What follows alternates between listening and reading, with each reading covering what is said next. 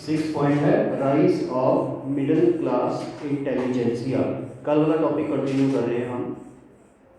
एक बारी मैं टॉपिक बोल देता हूँ। कल वाला टॉपिक था राइज ऑफ इंडियन नेशनलिज्म। हमने कल 5 पॉइंट किए थे इसके, और आज हम 6 पॉइंट स्टार्ट कर रहे हैं। Rise of middle class intelligentsia.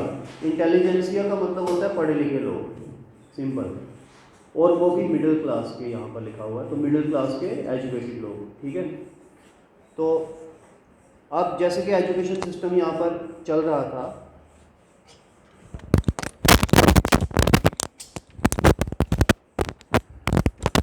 तो वो एजुकेशन सिस्टम से अंग्रेज़ों ने एकदम से उसके बीच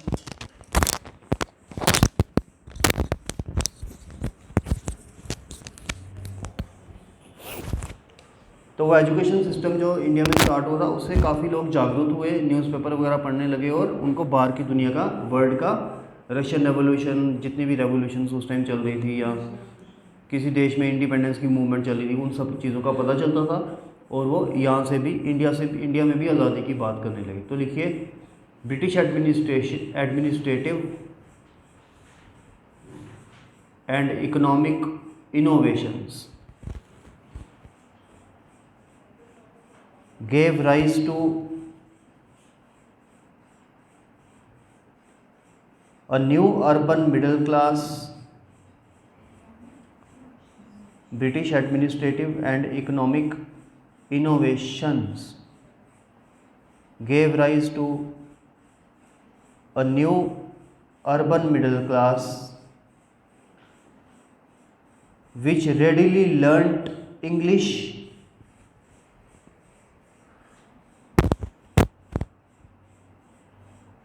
because it promoted employment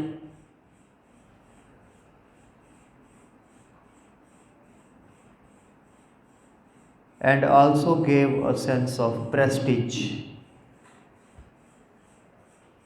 English पढ़ने से एक प्रेस्टीज की भावना भी बढ़ती थी लोगों में, जैसे आज भी बढ़ती है।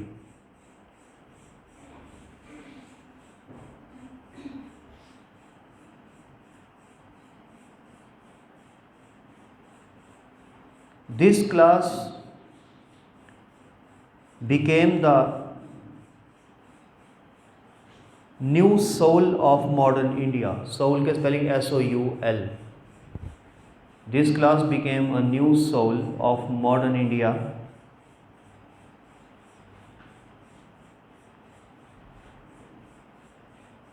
It provided leadership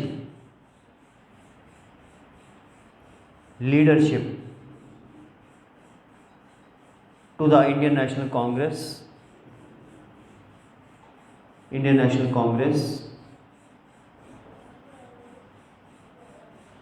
in all its stages of growth. तो इसने क्या किया, हमें पता है इंडियन नेशनल कांग्रेस 1885 में बनी थी, और 1947 तक वो अपना काम करती रही।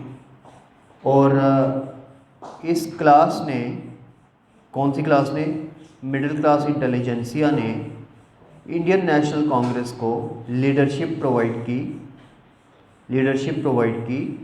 उसकी सारी फेजेस कांग्रेस की ऐसे जानी जाती हैं, 1885 to 1905, 1905 to 1900 about 30, then 30 to 47। 3 तरह की स्टेजेस इसकी कांग्रेस की मानी जाती हैं, ठीक है। आगे पढ़ेंगे हम। नेक्स्ट पॉइंट 7th, प्रोग्रेसिव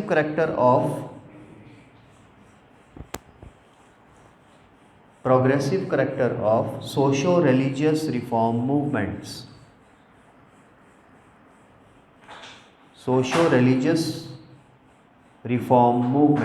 यहाँ पर हम बात करेंगे उन मूवमेंट्स की, जैसे ब्रह्मो समाज, आर्य समाज, ये सारी मूवमेंट्स ने लोगों के बीच में एक नया जोश लाया और इंडिपेंडेंस की पाने की प्रेरणा दी।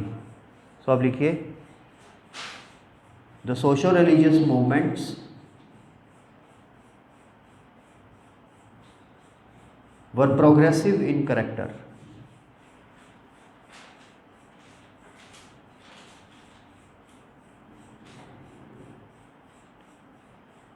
as they sought SOUGHT to reorganize the society on democratic lines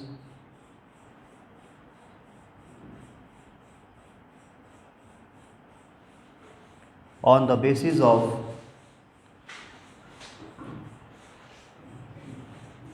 the ideas of individual equality,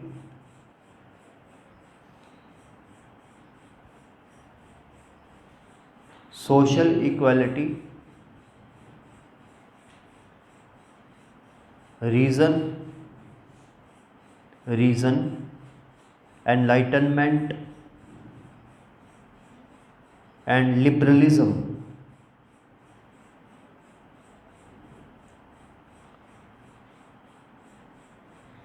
Most of these religious societies had no political mission.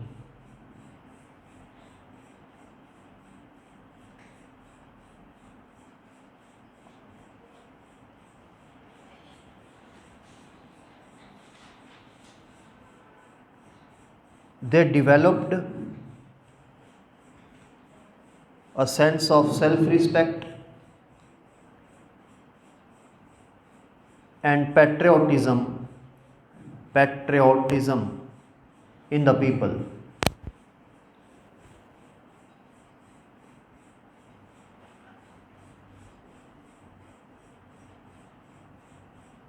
Next point, impact of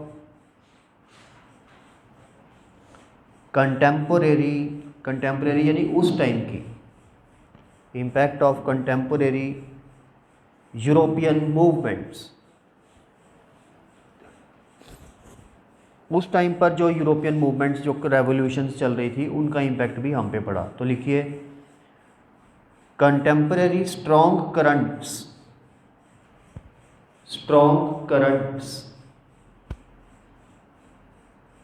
of nationalist ideas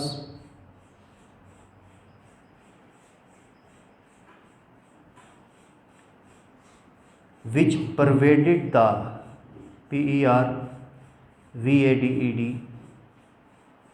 the whole of Europe and South America,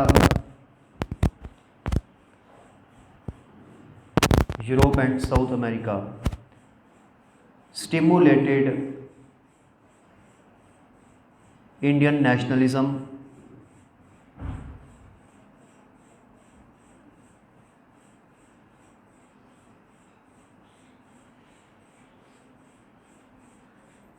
full stop.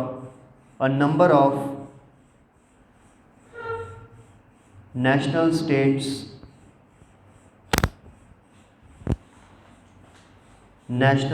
यानी देश, यहाँ पे states का मतलब countries है, क्योंकि south America अगर हम बात करें तो वो एक कॉन्टिनेंट है, जैसे नॉर्थ अमेरिका है। साउथ अमेरिका में कंट्रीज़ आते हैं ब्राज़ील, अर्जेंटीना, इस टाइप की कंट्रीज़। वो फुटबॉल बड़ा खेलते हैं, फुटबॉल, सॉकर, रोनाल्डो, रिवाल्डो, ये सारे वहाँ के प्लेयर्स हैं।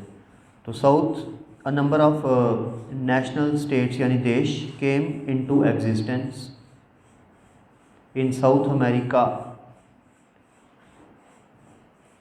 on the ruins of RUINS Spanish and Portuguese empires.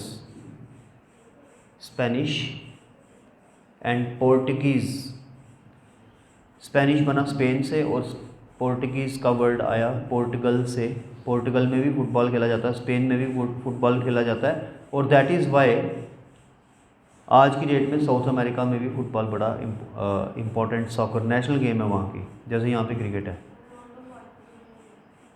Portuguese empires,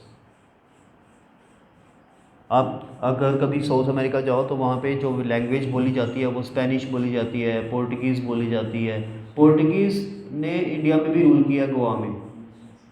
तो अगर आप गोवा में जाओगे तो वहाँ पे पोर्टुगीज़ लैंग्वेज भी बोली जाती है। वहाँ पे चर्च भी है वर्ल्ड का सबसे, आई थिंक वर्ल्ड का तो नहीं लेकिन इंडिया का सबसे बड़ा चर्च गोवा में है, वो रोमन कैथोलिक आई थिंक वो चर्च है। तो जैसे कि अगर इंडिया में कोई आता है, पाकिस्तान में कोई आता है, तो यहाँ पर ब्रिटिश रहे हैं तो यहाँ पे इंग्लिश बोली जाती है, लेकिन ब्राज़ील अर्जेंटीना वगैरह में इंग्लिश नहीं रहे, वहाँ पे पोर्टुगीज़ और स्पेनिश रहे हैं, तो वहाँ पे स्पेनिश और पोर्टुगीज़ बोली जाती है। जो देश यूरोप का कहीं पे रहा हुआ हो, कॉलोनी बनाई हुई हो, वो वहाँ की लैंग्वेज बोली जाती है। ठीक है, आगे चलते हैं।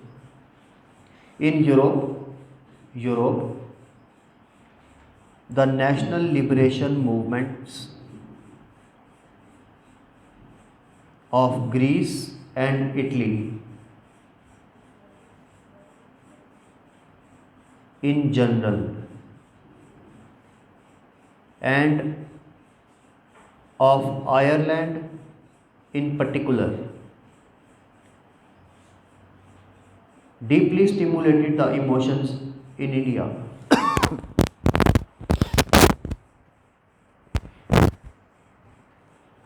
तो कहा गया है कि यूरोप में भी ग्रीस और इटली में नेशनल मूवमेंट चल रही थी।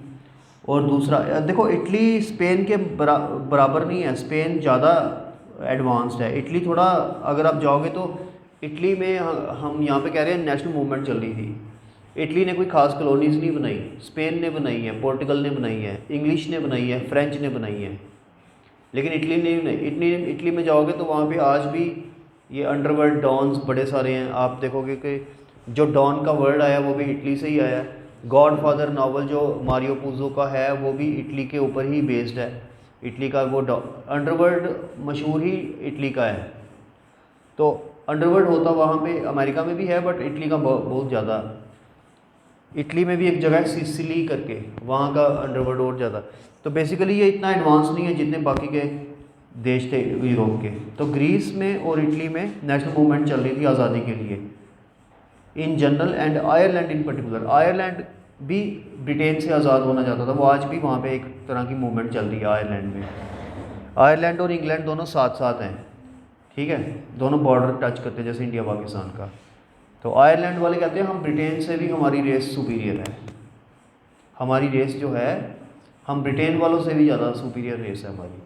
तो ये उनसे भी आज़ादी पाना चाहते हैं, ठीक है। तो मतलब उनका कुछ आपस में चलता रहता है। तो हमने जब देखा कि आयरलैंड में, और आपको पता है एनी बसंत वगैरह जो बाद में इंडिया में आए, ये भी आयरलैंड की movement, home rule movement Ireland में चल रही थी बेसिकली, होम रूल मूवमेंट 1916 वाली। तो ये होम रूल वर्ड भी आयरलैंड वगैरह से ही इन्होंने लिया है, क्योंकि वहाँ पे भी होम रूल मूवमेंट चल रही थी। तो हमने भी यहाँ पे होम रूल मूवमेंट स्टार्ट कर दी। तो आयरलैंड की मूवमेंट को देखते हुए, इटली की और ग्रीस की मूवमेंट को देखते हुए हम इंस्पायर हुए और हमने सोचा अगर वो आज़ादी के लिए लड़ सकते हैं तो हम क्यों नहीं लड़ सकते, right. Ireland in particular deeply stimulated emotions in India. Next point, economic exploitation. Economic exploitation, आपको पता ही है कि वो एक्सप्लॉइट कर रहे थे, हमें लूट रहे थे, है ना। तो इसमें ज़्यादा क्या लिखना, तो लिखिए the primary aim of British policy was systematic destruction of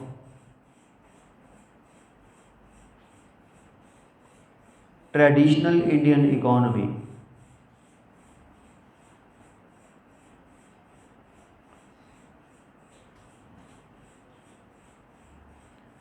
full stop. The sharp reaction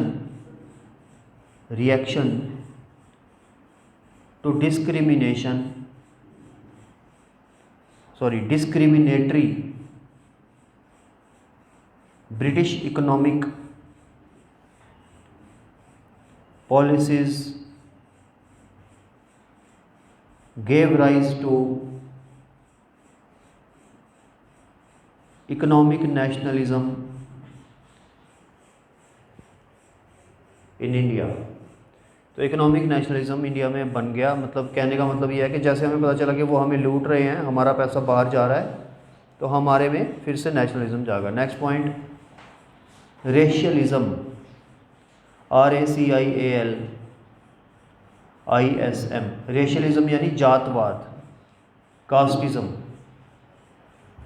वो हमें सुअर कह के बुलाते थे, पिग कह के बुलाते थे, तो यही है रेशियलिज्म। तो लिखिए one unfortunate legacy,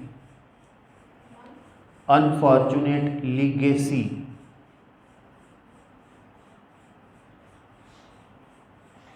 of the rebellion of 1857 was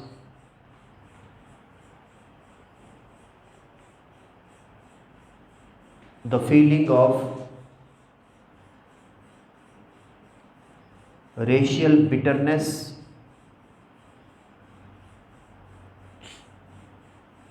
between the rulers and the ruled.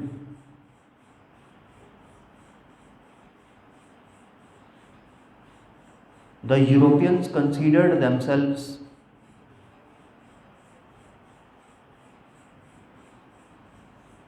to be belonging to superior race.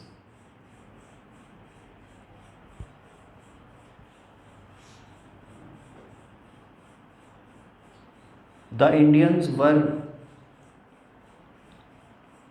dubbed as belonging to inferior race.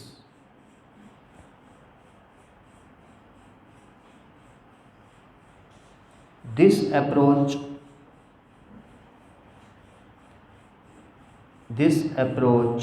evoked a reaction in the Indian minds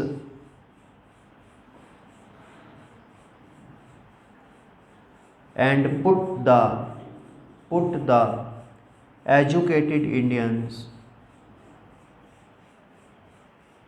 on the defensive. Educated Indians on the defensive. Next point. Reactionary policies of reactionary, REACTIONARY, reaction से बना, reactionary policies of Lord Lytton, LYTTON। अब ये Lord Liton था, इसने कुछ acts पास किए जिसमें vernacular press act, Indian arms act, दरबार इसने एक 1877 में लगाया दिल्ली में, ठीक है, ग्रैंड दिल्ली दरबार जिसको कहते थे, तो जिसकी हमें पसंद नहीं आई ये चीज़ें, प्रेस को बैन किया इसने, ये सारी चीज़ें। तो इसकी वजह से भी, इस पर्टिकुलर गवर्नर जनरल की वजह से भी नेशनलिज्म जागा इंडिया में। तो लिखिए the short sighted acts of Lord Lytton, such as reduction of minimum age limit for the ICS exam. ICS exam IAS का एग्ज़ाम ही होता था, उसमें एज लिमिट हमारी घटा दी गई ताकि इंडियंस वो एग्ज़ाम दे ही ना पाएँ, क्योंकि इंडियन एजुकेशन लेट ख़त्म करते थे तो अंग्रेज़ जल्दी कर देते थे अपने देश में। इंडियंस की एज लिमिट घटा दी गई, मतलब ओवरऑल ही घटा दी गई। वो तो तब भी दे पाते थे, लेकिन हम उससे दे नहीं पाते थे। हम नाराज़ हो गए कि जानबूझ के हमारे लिए किया गया, क्या हम एडमिनिस्ट्रेशन में आ ही ना पाएँ। ठीक है, लॉर्ड लिटन का जब भी याद करोगे, याद करें ना, इसने ICS की एज लिमिट घटाई थी। Limit for the ICS exam from 21 to 19 years, 19 साल।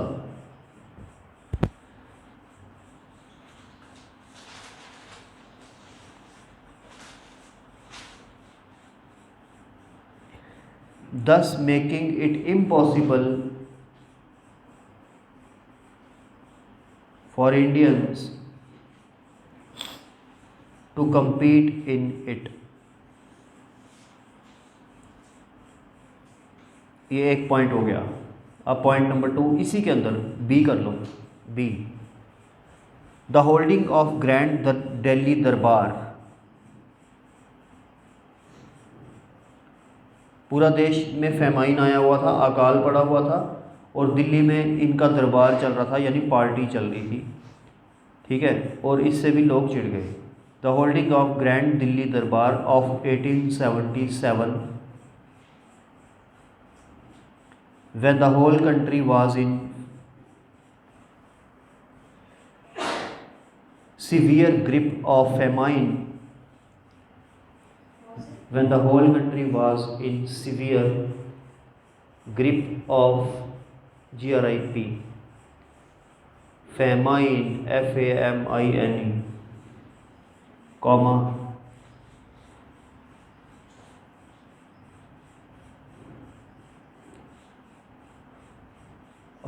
also irritated the Indians. Next point, C point, इसी के अंदर C point, passing of to obnoxious measures, passing of to obnoxious यानी बुरे, मेजर्स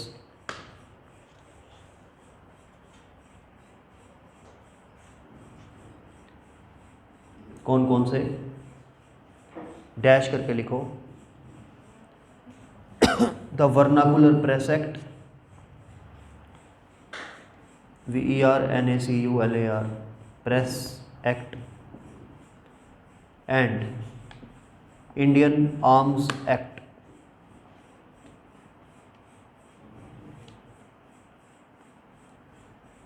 (1878) ब्रैकेट में लिखो, दोनों एक्ट 1878 में पास की गई। Provoked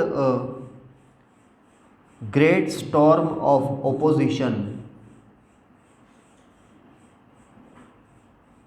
in the country,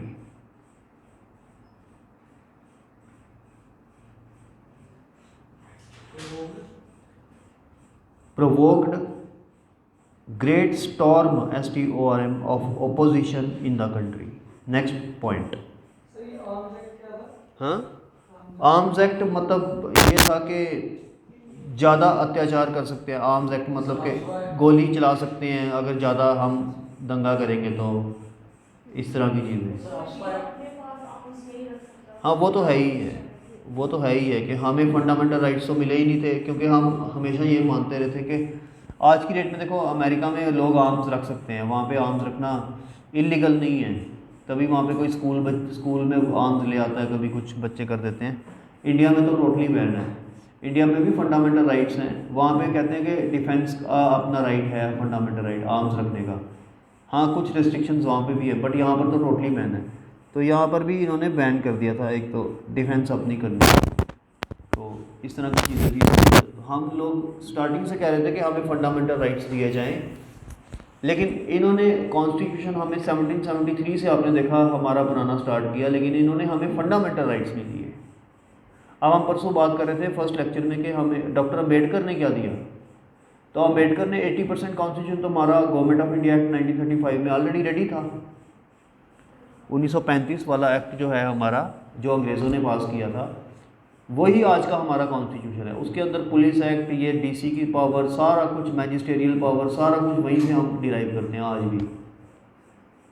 collector की पावर, डिविजनल कमिश्नर की पावर, सारी वहीं से आती।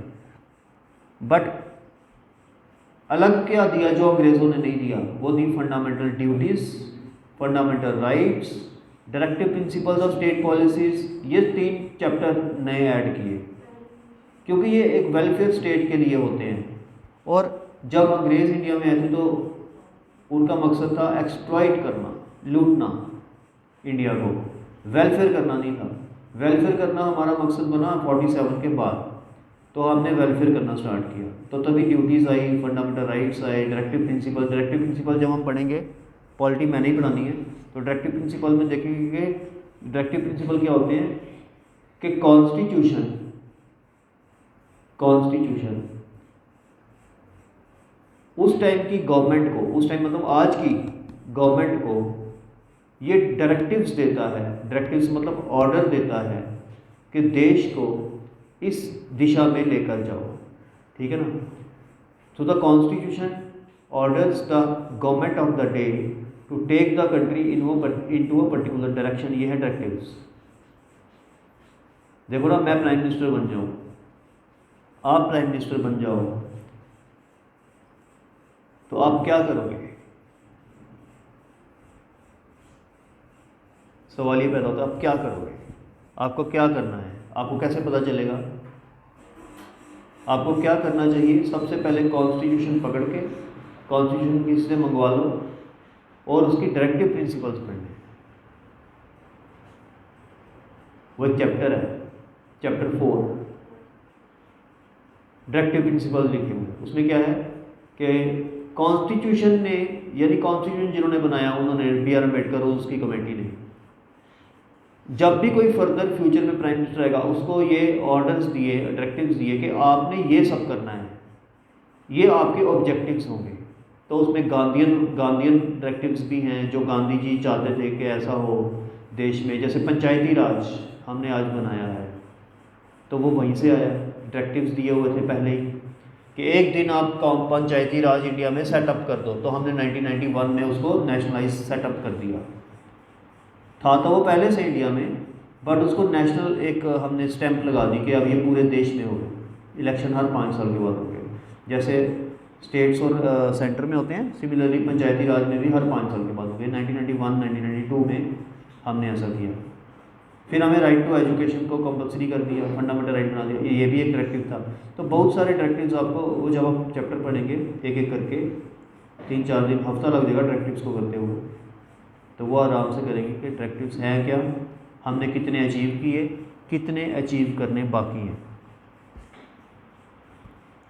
क्योंकि डायरेक्टिव्स अभी तक हमने सारे अचीव नहीं किए हैं। डायरेक्टिव में एक ये भी है कि to achieve equal pay for equal work. तो क्या equal pay for equal work है देश में? चलो किसी हद तक है भी सही, ठीक है। एक ऑब्जेक्टिव ये भी है, to remove concentration of economic power. ये बहुत इंपॉर्टेंट ऑब्जेक्टिव है, to remove concentration of economic power. इसका मतलब है रिमूव करना कंसंट्रेशन को इकोनॉमिक पावर। इसका मतलब ये होता है एक सेक्शन के पास पैसा बहुत ज़्यादा है, दूसरी सेक्शन के पास पैसा बहुत कम है। जैसे अदानी, अंबानी, टाटा, बिरला, इंडिया के, इनके पास पैसा इतना है कि जितना इंडिया के 100 करोड़ लोगों के पास होगा। ये 4 बंदों के पास उतना पैसा जितना 100 करोड़ के पास होगा। तो ऊपर से हमारे कॉन्स्टिट्यूशन वाले लिख के गए हैं कि to remove concentration of economic power. तो क्या 70 साल में हमने उसको रिमूव किया? तो नहीं किया। अगर कोई सुप्रीम कोर्ट में केस कर दे कि ये डायरेक्टिव तो हमारे प्राइम मिनिस्टर्स ने अचीव ही नहीं किया, तो फिर उनको प्राइम मिनिस्टर बनने का हक क्यों है? हाँ, क्या बोल रहे हो? कोर्ट में नहीं लेके जा सकते ना, ठीक है, कोर्ट में नहीं लेके जा सकते, बिल्कुल सही है ना। लेकिन एक PIL तो डाल सकते हैं, PIL पब्लिक इंटरेस्ट लिटिगेशन तो डाल सकते हैं कि फुटपाथ के ऊपर लोग भूखे सो रहे हैं और दूसरी तरफ अदानी को आप इतने प्रोजेक्ट्स एयरपोर्ट्स के देते जा रहे हो, वो और अमीर बनते जा रहे हैं। तो ये PIL हम जरूर डाल सकते हैं। बेशक हम डायरेक्टिव प्रिंसिपल्स को सुप्रीम कोर्ट या हाई कोर्ट में चैलेंज नहीं कर सकते, जस्टिसेबल वो नहीं है, लेकिन एक PIL के थ्रू हम इस चीज़ को अचीव कर सकते हैं। हमने किया भी है पहले। तो फिर गवर्नमेंट इस चीज़ में क्या कर सकती है? गवर्नमेंट सीधा बोले कि आपने इतना पैसा कमाया अदानी ने या अंबानी ने, आप अपना पैसा 10% डोनेट करो आज ही जो फुटपाथ पे सो रहे हैं उनके लिए, नहीं तो आपके हम प्रोजेक्ट कैंसिल करेंगे। ठीक है ना, इस तरह की रूलिंग दे सकते हैं ना, सुप्रीम कोर्ट भी दे सकती है इस तरह की रूलिंग, प्राइम मिनिस्टर भी मतलब प्राइम मिनिस्टर भी उनको बोल सकता है कि हम इनको प्रोजेक्ट कैंसिल करो, क्योंकि इस प्रोजेक्ट के देने से कंसंट्रेशन ऑफ इकोनॉमिक पावर, पैसा और बढ़ रहा है अदानी के पास। तो या तो किसी गरीब को उठाओ, अगर वो छोटा सा कॉन्ट्रैक्टर है, वो काम कर रहा है, तो उसको दे दो प्रोजेक्ट और उससे रिटर्न में ले लो कि तू डोनेशन ज़्यादा देगा गरीबों के लिए। कुछ ऐसे क्लॉजेस बनाओ। प्राइम मिनिस्टर का तो काम है पॉलिसी बनाना, है ना। तो प्राइम मिनिस्टर पॉलिसी अच्छी बनाए, गरीबों का उसमें भला होना चाहिए, है ना। तो ये नहीं है कि एक तरफ लोग कुत्तों के साथ सो रहे हैं, एक तरफ कुत्ता सो रहा है, दूसरी तरफ इंसान सो रहा है, तो दूसरी तरफ अदानी होगा, अंबानी ताजमहल होटल में सो रहे हैं। तो फिर प्राइम मिनिस्टर की ड्यूटी कहाँ रही? प्राइम मिनिस्टर तो अपना 7 रेस कोर्स में सो रहा है, प्रेसिडेंट अपना प्रेसिडेंशियल हाउस में सो रहा है, तो फिर प्राइम मिनिस्टर की ड्यूटी कहाँ गई? अम्बेडकर तो गया ऊपर, अब उसने तो ड्यूटियाँ इनकी पूरी करनी नहीं है, ड्यूटियाँ तो वो दे गया इनको। तो ये अपनी ड्यूटी अगर पूरी नहीं करेंगे तो फिर कौन करेगा? हम आप थोड़ी ना करेंगे, है ना। तो डायरेक्टिव्स दे के गया है कॉन्स्टिट्यूशन बनाने वाले इनको कि आपने ये काम करने हैं। अब ये अगर बोलेंगे कि हम मतलब बिज़ी हैं, हमारे पास टाइम ही नहीं है, तो फिर 70 साल तो हो गए, अब कब टाइम आएगा? ठीक है ना। माना अमीर गरीब सब कर देशों में होते हैं, अमेरिका में भी है, वहाँ पे भी लोग भीख मांगते हैं, इंडिया में भी मांगते हैं, लेकिन इंडिया में ज़्यादा है। सबसे बड़ी प्रॉब्लम ये है, अमीर गरीब होते हैं, एक्सेप्शन सब जगह हैं, बट इतनी ज़्यादा इंडिया में क्यों है? अब पाकिस्तान में इंडिया से भी बुरी हालत है, ठीक है ना। पाकिस्तान, एक बारी मैं ऐसे पढ़ रहा था, टाइम्स ऑफ इंडिया में एक कंपटीशन था कोई 10-12 साल पहले, तो ऐसे कंपटीशन, तो उसमें फर्स्ट प्राइज़ जीता था ऐसे ने। वो ऐसे स्टार्ट कहाँ से हुआ था? वो अमीरी गरीबी के ऊपर ऐसे था, तो वो ऐसे स्टार्ट उसने बंदे ने ऐसे किया था, रीडर था वो, कि once I watched that a dog and a child were snatching from each other, एक डॉग और एक बच्चा एक दूसरे से छीन रहे थे एक रोटी, वर स्नैचिंग फ्रॉम ईच अदर अ चपाती। तो ये देश की हालत है, ठीक है ना। तो इसको चेंज कौन करेगा? प्राइम मिनिस्टर ही कर सकता है ना, जुडिशरी थोड़ा ना आएगी चेंज करने ना। इसमें जुडिशरी भी कर सकती है कुछ, वो अपना कुछ ना कुछ दे दे। जब हम पढ़ेंगे पॉलिटी तो देखेंगे जुडिशरी ने बहुत अच्छे अच्छे काम भी किए हैं, है ना। जो काम एग्जीक्यूटिव नहीं कर पाया आज तक वो जुडिशरी ने किए हैं, ठीक है। जो जुडिशरी ने नहीं किए तो वो एग्जीक्यूटिव को करने चाहिए, बट एग्जीक्यूटिव का तो मेन ड्यूटी है ना ये काम करने की, जुडिशरी की ये ड्यूटी नहीं है। जुडिशरी की ड्यूटी है जस्टिस देना। अब जब जुडिशरी देखती है कि एग्जीक्यूटिव अपना काम, एग्जीक्यूटिव मतलब प्राइम मिनिस्टर और बाकी के मिनिस्टर, वो अपना काम करने में असमर्थ हैं, तो फिर जुडिशरी एग्जीक्यूटिव का काम करने में मजबूर हो जाती है ना। अगर जुडिशरी भी अपना काम ना करे, एग्जीक्यूटिव भी अपना काम ना करे, तीसरा ऑर्गन कौन सा है? लेजिस्लेचर तो अपना काम आज तक कर ही नहीं पाया। क्या काम किया आज तक लेजिस्लेचर ने? कुर्सियां उठा उठा के एक दूसरे को फेंकी हैं बस, और कोई काम नहीं ढंग का किया, है ना। अगर एग्जीक्यूटिव अच्छा काम नहीं करता तो लेजिस्लेचर कहता है आपका काम ही पूरा था, कभी सपोर्ट नहीं किया अच्छे काम में भी। लेजिस्लेचर की तो छोड़ ही दो, उसका तो काम ओपोज करना ही है। एग्जीक्यूटिव ने अपना काम नहीं किया, जुडिशरी ने अपना काम भी नहीं किया। जिस देश में ये होता है फिर वहाँ पर क्या होता है? या तो आर्मी टेक ओवर कर लेती है सारी चीज़ों को, तो या फिर लोग जो है वो सड़कों पे उतर के बिल्डिंग्स को घेर लेते हैं। तो दो ही चीज़ें हो सकती हैं फिर, जिस देश में बिल्कुल ही ख़त्म हो जाए सब कुछ। अभी हमारे देश में थोड़ा सब कुछ ख़त्म नहीं हुआ, अभी थोड़ा थोड़ा बाकी है, लेकिन पाकिस्तान जैसे देश में क्यों आर्मी बार बार आ जाती है? क्योंकि वहाँ पे एग्जीक्यूटिव काम ही नहीं करता, ना जुडिशरी काम करती है ना एग्जीक्यूटिव काम करता है। फिर बार बार फिर आर्मी से रहा नहीं जाता, आर्मी अपना टेक ओवर कर लेती है।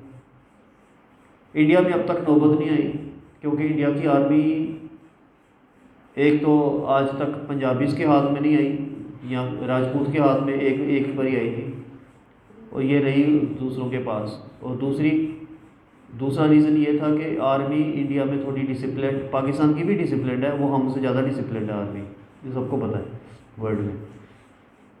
और वो डिसिप्लिन है तभी तो वो टेक ओवर कर लेती है। हमारे वाली जो है वो थोड़ा पॉलिटिकल कंट्रोल ज़्यादा है, मतलब हमने थोड़ा पॉलिटिकल कंट्रोल ज़्यादा बना के रखा हुआ है एज़ कम्पेयर टू। हमने आर्मी को आज तक पंगा नहीं लिया आर्मी से। हम आर्मी चीफ कैसे चुनते हैं? जो सबसे सीनियर हो उसको आर्मी चीफ बना देते हैं, जनरल। हमने कभी ये नहीं कहा कि सुपरसीड नहीं किया, ये वाला जूनियर है इसको जाके हम आर्मी चीफ बना दें और सीनियर को रहने दें। अगर ऐसा करने लगे हम तो आर्मी चिढ़ जाएगी, तो वो टेक ओवर कर देगी। लेकिन हमने आज तक आर्मी को खुश रखा है।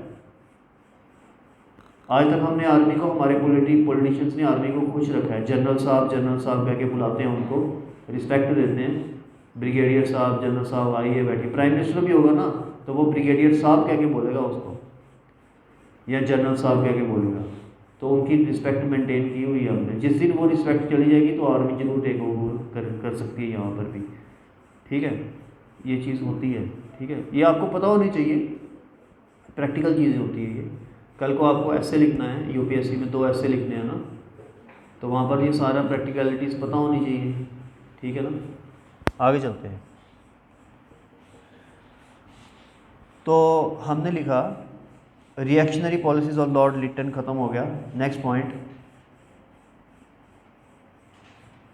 ये लिख लिया पूरा, arms act 1878 provoked a great, ये लिख लिया ना, ठीक है। Next point 12 number, Ilbert bill controversy. Ilbert ILBERT, bill controversy. अब ये सुनो ध्यान से, इसमें क्या था। इल्बर्ट एक लॉ मेकर था इंडिया का, अंग्रेज़ था वो, और वो बड़ा अच्छा था, he was a good person. अंग्रेज़ था बट अच्छा था, अच्छे लोग भी होते हैं, सारे अंग्रेज़ बुरे नहीं थे, कुछ अच्छे भी थे, ठीक है। A.O. ह्यूमेन जिसने कांग्रेस बनाई वो भी अंग्रेज़ था, वो अच्छा था, वो इल्बर्ट भी बड़ा अच्छा था। इल्बर्ट हमेशा ये कहता था कि अगर इंडिया का बंदा कोई क्राइम करता है तो अंग्रेज़ जज होता है तो वो उसको सज़ा दे देता है, राइट। लेकिन हमारे देश के अंदर अगर देखो, हमारे देश में उस टाइम अंग्रेज़ बहुत रहते थे। अब अगर कोई अंग्रेज़ क्राइम कर दे बंदा, तो इंडिया का जज हो वो उसको सज़ा नहीं दे सकता। ये रूल था, दैट अ ब्लैक जज can not sentence a white person in India. समझे मेरी बात। इंडिया में ये रूल था कि अगर जज इंडियन है, इंडिया के जज भी होते थे ना, इंडिया जज इंडियन है और क्राइम किया अंग्रेज ने, तो इंडिया का जज उसको सज़ा नहीं दे सकता। ये रूल था। इल्बर्ट ने ये रूल कर दिया चेंज। इल्बर्ट ने रूल कर दिया चेंज। उसने कहा इंडिया का जज भी अंग्रेज, अगर अंग्रेज ने कोई क्राइम किया है उसको सज़ा दे सकता है। अब इससे हुआ क्या, इससे अंग्रेज सारे चिढ़ गए इल्बर्ट से, इल्बर्ट से चिढ़ गए। कहते तू ज़्यादा अच्छा आया, तुमने ये क्या कर दिया, ये हमारा नुकसान हो जाएगा, कल को ये प्रेसिडेंट बन जाएगा कि इंडियन जज हमें सारे सज़ा देने लगेंगे, ये कौन सा रूल बना दिया तुमने, इससे हमारी रिस्पेक्ट कम हो जाएगी। तो उन्होंने यूनियन बना ली, इकट्ठे हो गए सारे अंग्रेज़ और इस बिल को कैंसिल करा दिया। जो इल्बर्ट ने बनाया था वो बिल को कैंसिल करा दिया। तो ये इल्बर्ट बिल कंट्रोवर्सी थी, कैंसिल करा दिया। जब इंडियंस ने देखा कि अंग्रेज़ जब इकट्ठे हो गए तो उन्होंने एक बिल कैंसिल करा दिया, तो हम भी इकट्ठे होते हैं तो हम भी इनके बिल कैंसिल कराएंगे जो ये हमारे ऊपर बनाते हैं गलत बिल। जैसे arms act, vernacular press act, बार बार न्यूज़पेपर्स को बैन कर देते हैं। इंडिया में हमेशा जब न्यूज़पेपर कुछ कोई लिखता था ना कुछ अंग्रेज़ों के खिलाफ, उसको बैन कर देते थे, ठीक है। तो इसलिए इल्बर्ट बिल कंट्रोवर्सी का एसेंस ये है, समरी ये है, इससे अंग्रेज़ों ने ये, इंडियंस ने इससे ये सीखा कि यूनिटी में कितनी पावर है। अगर अंग्रेज़ यूनिटी ला सकते हैं तो हम क्यों नहीं ला सकते। तो लिखिए, द इल्बर्ट बिल कंट्रोवर्सी, इसका डेट याद रख लो, इन 1883, कांग्रेस के बनने से 2 साल पहले, 2 साल के बाद 1885 में कांग्रेस बन गई थी। The Ilbert bill controversy in 1883 raised passions, RAISED, raised passions on both sides, full stop. Rippon's government, Lord Ripon, RIPON, ये भी एक बड़ा अच्छा गवर्नर जनरल था। Yes, he was a very good governor general. Yes, Lord Ripon's government sought to sought abolish judicial disqualification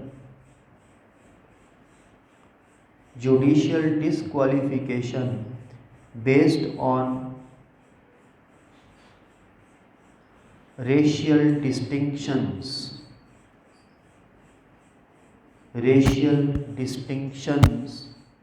and the Ilbert bill का B capital sought SOUGHT to give Indian members of the covenanted civil service, covenanted का spelling है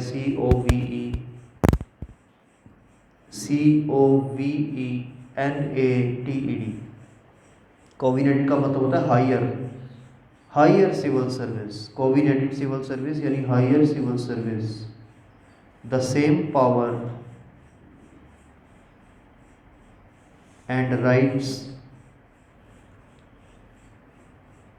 as their European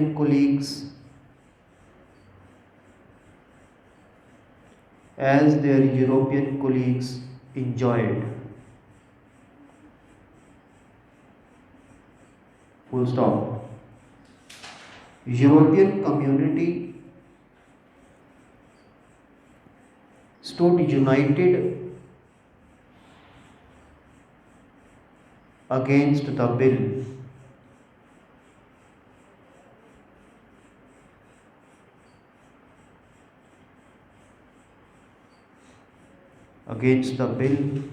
And hence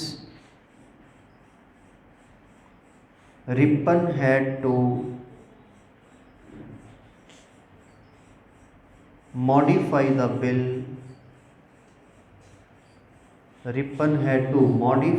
bill.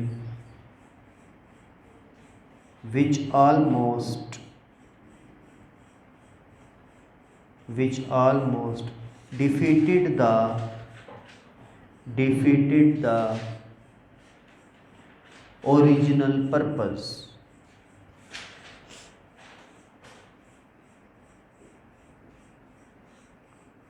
The Ilbert Bill controversy made the Indian intelligentsia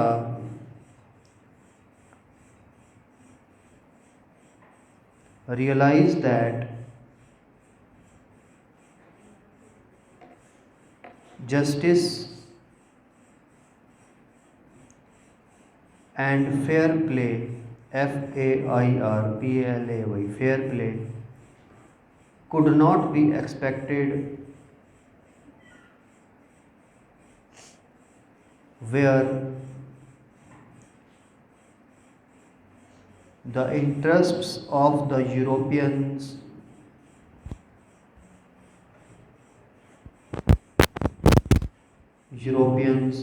were involved.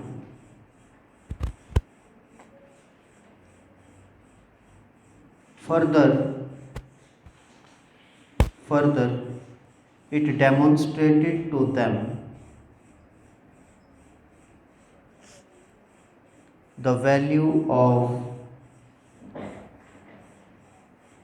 organized agitation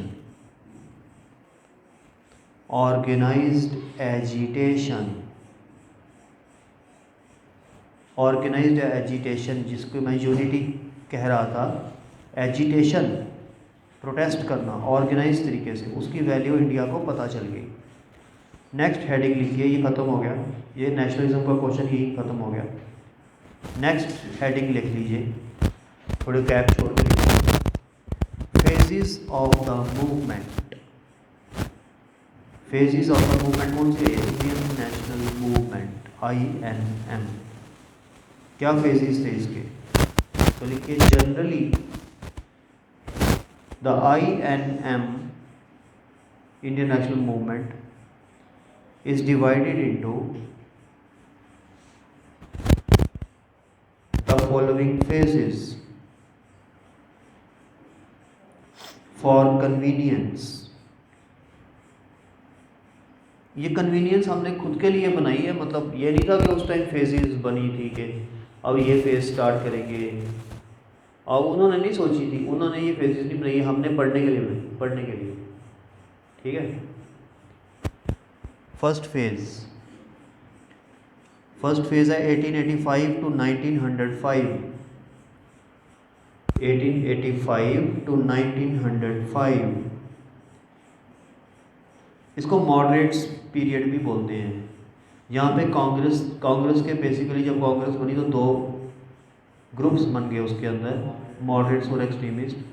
तो moderates थोड़े बुजुर्ग थे, old थे, extremist जो थे वो यंग थे, जैसे हर पॉलिटिकल पार्टी में होते हैं। जैसे बीजेपी में भी थे अडवाणी, वाजपेयी, मुरली मनोहर जोशी, ये सारे बूढ़े थे, तो इनको कह लो मॉडरेट्स। हालांकि ये मॉडरेट्स थे तो नहीं, बड़े तक कट्टर थे ये। और जो यंग थे वो मोदी टाइप, वो एक्सट्रीमिस्ट कह लो। ठीक है। तो 1885 से 1905 phase. The second phase 1905 to 1919, 1919।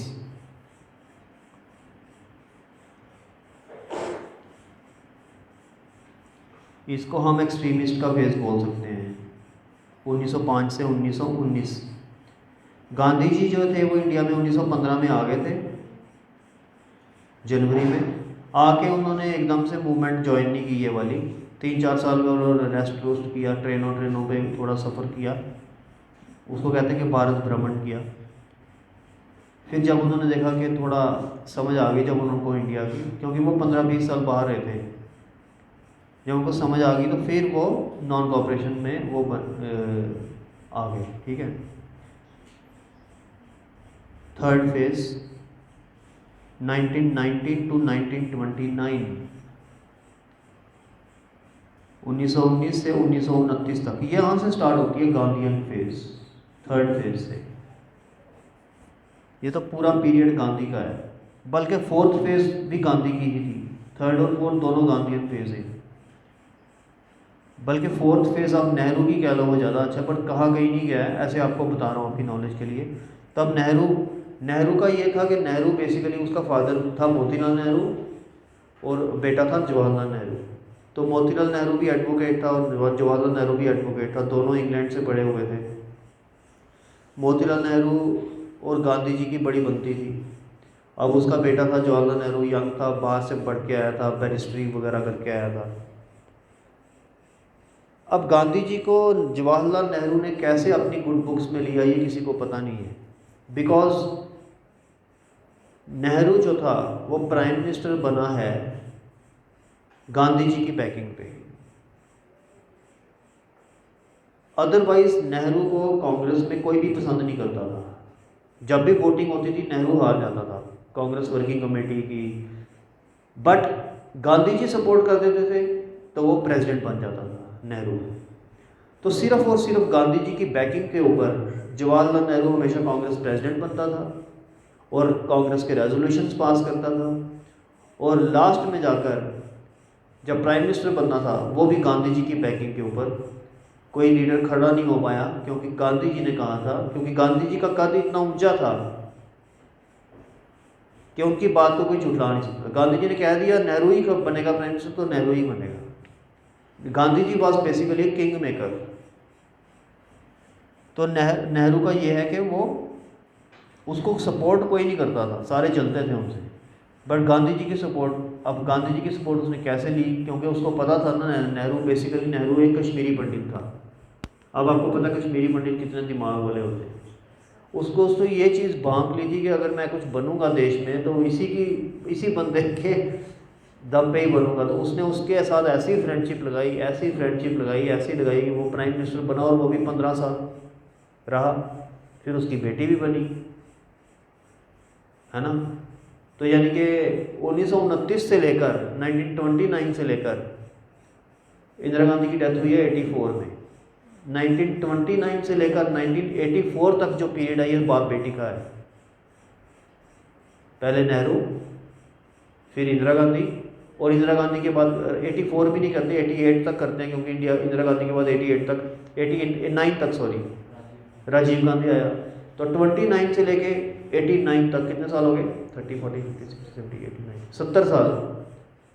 पहले नेहरू ने रूल किया, फिर इंदिरा गांधी ने रूल किया, फिर राजीव गांधी ने रूल किया, ठीक है। और उसके बाद पीवी नरसिम्हा राव 89 से लेकर 94 तक, वो भी कांग्रेस का ही था, इनकी फैमिली से नहीं था बट है था वो भी।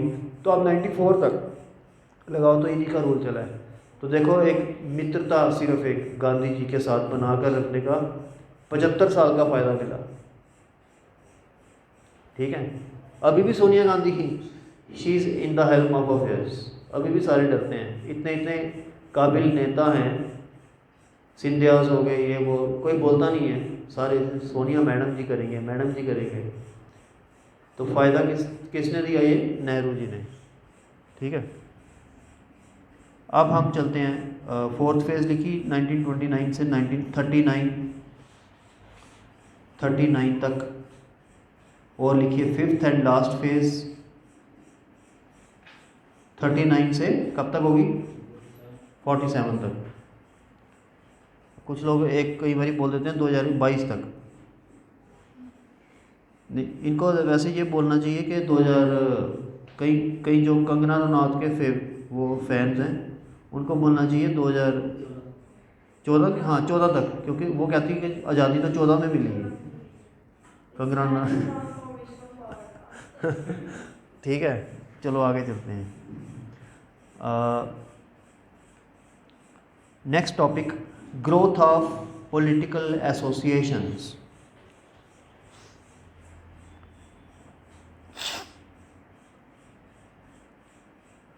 कंगना रनौत बयान बड़े सही सही देती है, एक्चुअली वो शाम के टाइम बयान देती है 7-8 बजे, उस टाइम वो कोकीन वगैरह ले लेती है शायद, या चरस गांजा या कोकीन वगैरह, वो ये लेती है ना, सारी एक्ट्रेस लेती है उसमें, तो उस टाइम वो ट्विटर ज़्यादा करती है, तो इसलिए वो कभी कुछ लिखती है, कभी कुछ लिखती है, कभी कुछ लिखती है, कभी कुछ लिखती है, ठीक है।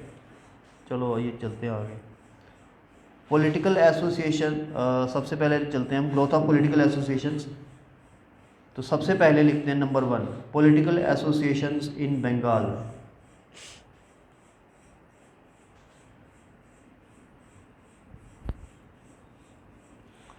बंगाल की पॉलिटिकल एसोसिएशंस,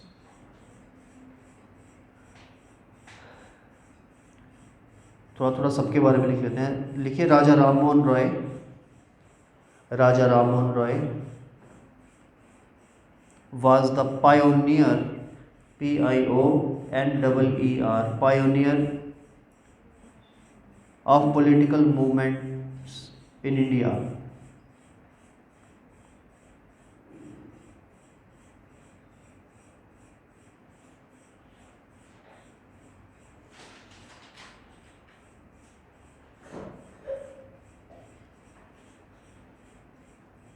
इसके बाद अब हेडिंग दे दीजिए बंगला भाषा, बंगला BAN, नहीं बंगला नहीं है, बंगा BANGA, बंगा भाषा BHASHA, प्रकाशिका सभा, प्रकाशिका PRAKASIKA सभा, formed in 1836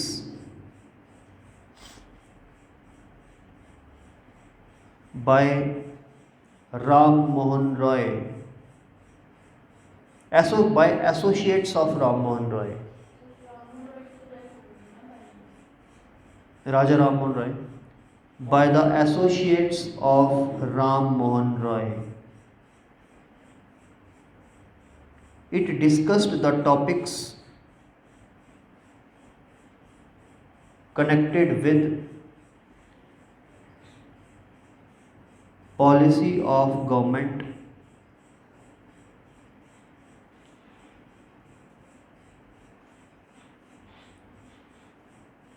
and sought SOUGHT redressal REDRESSAL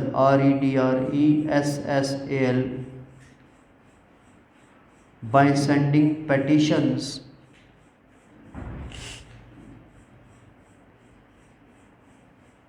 to the government। तो एक गवर्नमेंट को पेटिशंस, यानी पेटिशन होती है एप्लीकेशन, हर चीज़ के ऊपर कुछ ना कुछ चीज़ें मांगते रहते थे कि हमें ये चाहिए, हमें वो चाहिए, ठीक है। अगर ये बंगा भाषा सभा कहीं पर आपको आए प्रीलिम्स में या मेंस में, आपने दो चीज़ें याद रखनी, बनी कब थी, 1836 में। किसने बनवाई थी, राजा राम मोहन रॉय ने। और डिस्कस क्या करते थे, डिस्कशन का तो मेंस में ही आएगा, पेटिशंस भेजते थे गवर्नमेंट को, बस कुछ खास नहीं है। Number 2, zamindari association. Zamindari association popularly known as land holders society, very important, land holders society. तो आपको उल्टा भी आ सकता है अगर वहाँ पे क्वेश्चन कि लैंड होल्डर सोसाइटी को पॉपुलरली क्या बोलते थे, तो ज़मींदारी एसोसिएशन बोलते थे। ये पहले प्री में क्वेश्चन IAS में बहुत बार आया। Founded in 1838 to safeguard the interests of landlords।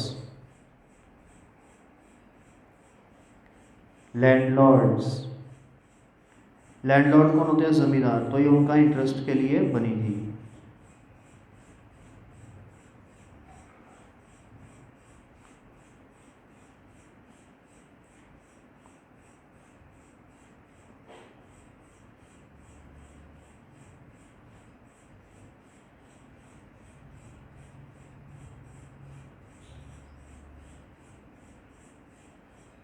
Third लिखिए, Bengal British India society.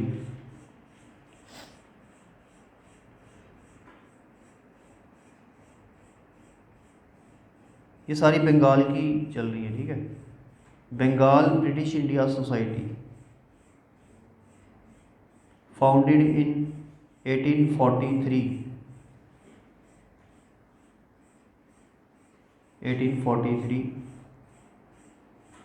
with the objective of collection and dissemination DISSEMINATION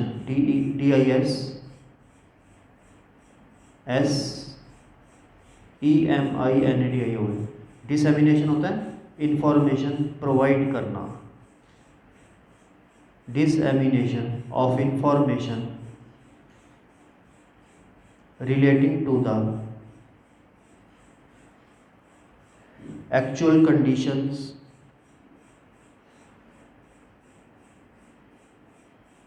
of the people of India।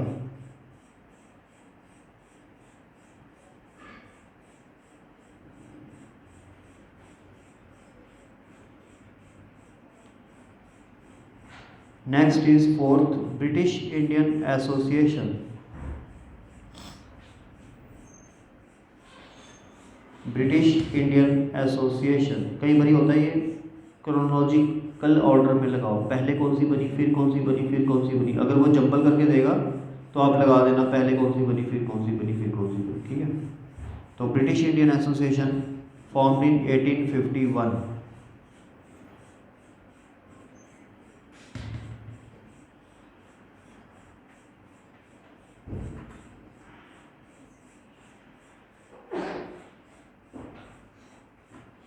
तो लिखिए इसके अंदर in 1851 the land holder society, जो हमने पहले कर लिया, and Bengal British India society, जो ये भी हमने कर लिया, Bengal British India society were merged together into British Indian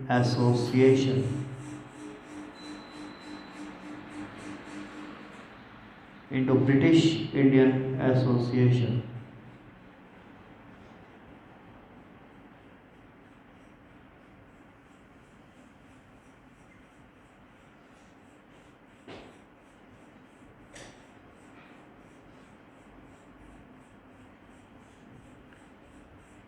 it sent a petition, important है, it sent a petition for establishment of a separate legislature, legislature,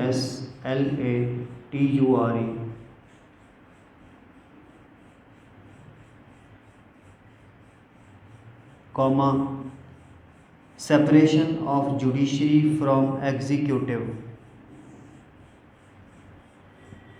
separation of judiciary from executive functions, comma, दो चीज़ें होगी। इसने क्या क्या मांगा, एक तो इसने ये मांगा कि एक सेपरेट लेजिस्लेचर बनाया जाए, इसके साथ ऐड करो separate legislature of popular character, it demanded separate legislature of popular character. मतलब इसके कहने का ये था कि वो वाला लेजिस्लेचर बनाओ जो लोगों द्वारा चुना गया हो। दूसरी डिमांड क्या थी, एग्जीक्यूटिव को जुडिशरी से सेपरेट करो। ये हम पॉलिटी में पढ़ेंगे, अभी आपको शायद इसकी समझ नहीं आएगी। इस सेकंड पॉइंट को अगर समझ नहीं आए अंडरलाइन कर लो, हम पॉलिटी में इसको समझाएंगे। और थर्ड डिमांड इसने रखी, reduction in the salaries of British officers, sorry British नहीं, higher officers, reduction in the salaries of higher officers, ये थर्ड डिमांड थी।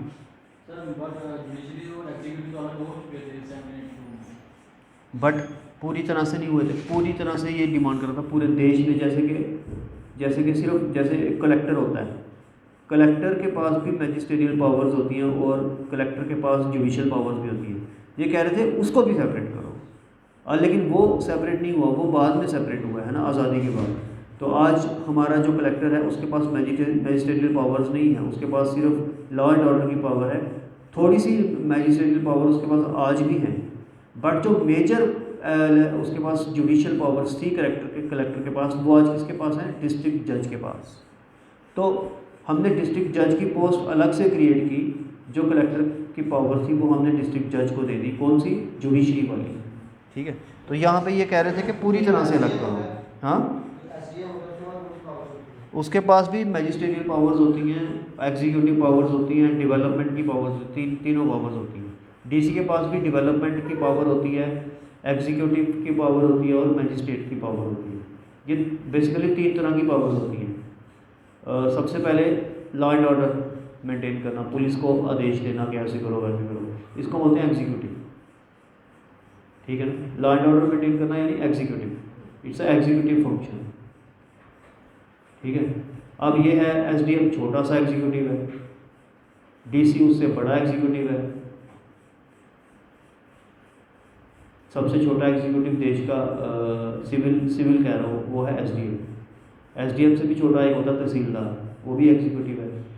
तहसीलदार किसको हुक्म दे सकता है, डीएसपी को। एसडीएम किसको हुक्म दे सकता है, एसपी को।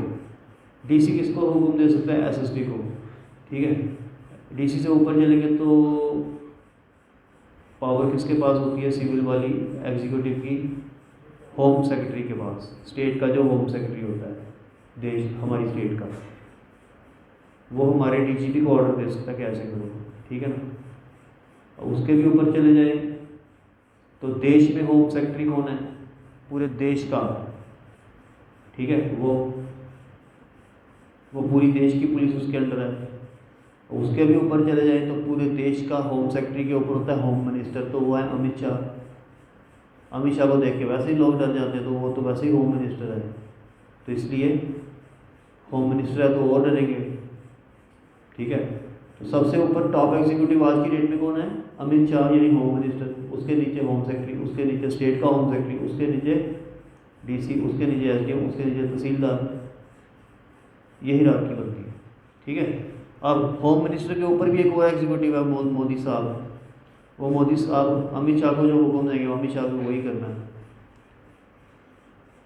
मोदी साहब के ऊपर है आरएसएस वाले, आरएसएस वाले जब मोदी को हुक्म देंगे वो वही करेंगे। आरएसएस के ऊपर कौन है? हाँ, आरएसएस के ऊपर कोई इसका आंसर दे सकता है? हाँ, ये कुछ हद तक सही है, ये सही है। ये सारे बेसिकली कभी कभी खाना भी इकट्ठे खाते हैं, आरएसएस वाले भी और अंबानी अदानी भी। खाना कहाँ खाते हैं ये किसी को पता नहीं है, कहाँ खाते होंगे पता है? ये नरीमन पॉइंट में ओबराय होटल के टॉप पे बैठ के, जिसका किसी को पता नहीं होता कि आया कौन है यहाँ पे। वहाँ 4 लोग 5 लोग 10 लोग बैठे होते हैं। एक मुकेश अंबानी, अदानी, ठीक है, और प्राइम मिनिस्टर में भी हो या नहीं हो भी सकता है, ठीक है। उधर से अमित शाह, उधर से वो आरएसएस का हेड। तो ये 10 लोग, किसी को नीचे पता नहीं है कि ऊपर किसकी मीटिंग हो रही है। और पॉलिसी वहीं पे बनती है देश की पॉलिसी वहाँ बनती है, देश की पॉलिसी। और हम लोग ऐसे ही खाम खा लड़ते रहते हैं आपस में, तुमने ये बोल दिया, तुमने बोल दी, पॉलिसी तो वहाँ बन रही है।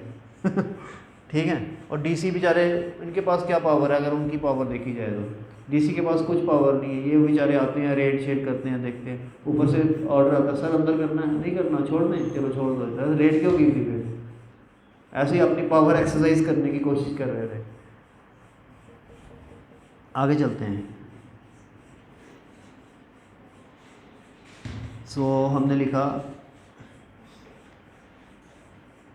कहाँ तक लिखा था?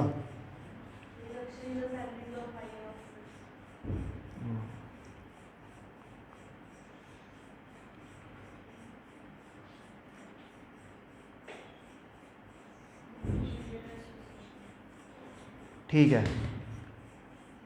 Separation of judiciary from executive, reduction in the salary of higher officers, comma, abolition of salt duty, abolition of salt duty,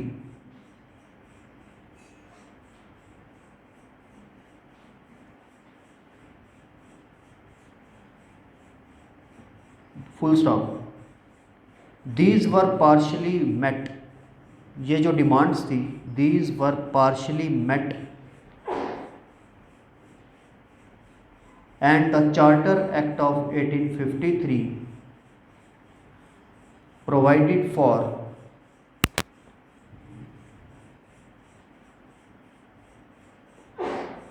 adding of 6 members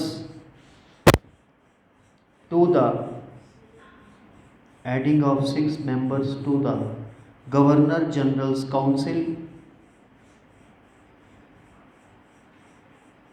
for legislative purposes.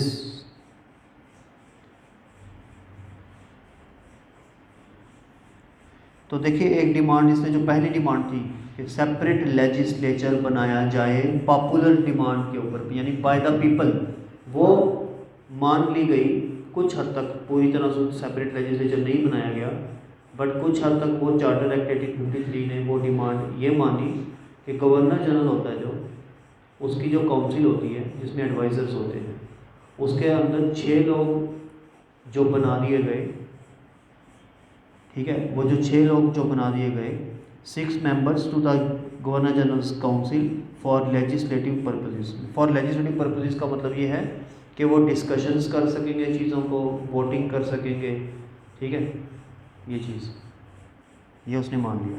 आगे लिखते हैं।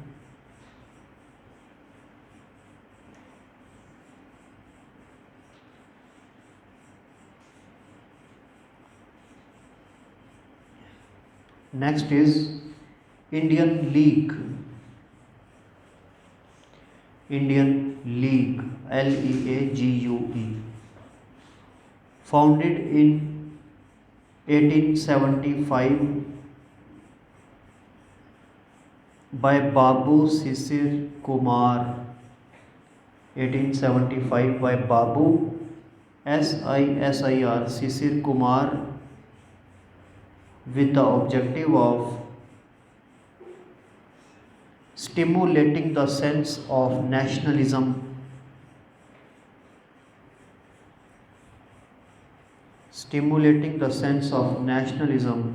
amongst the people,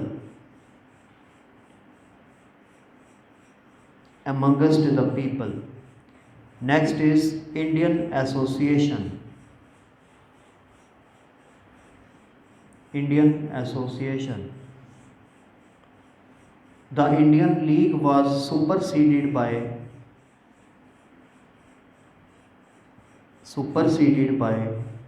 Indian Association founded in 1876 by Anand Mohan Bose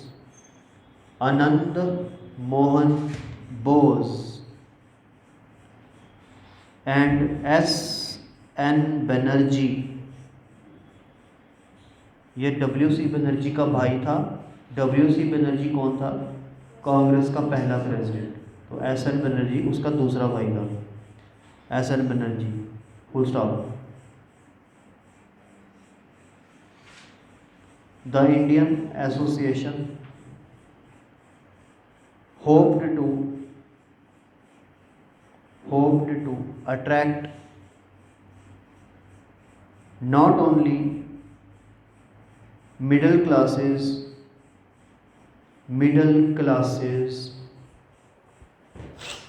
but also the masses. अब आप मेरे को ये बताओ कि मिडिल क्लासेस और मासेस में क्या डिफरेंस है?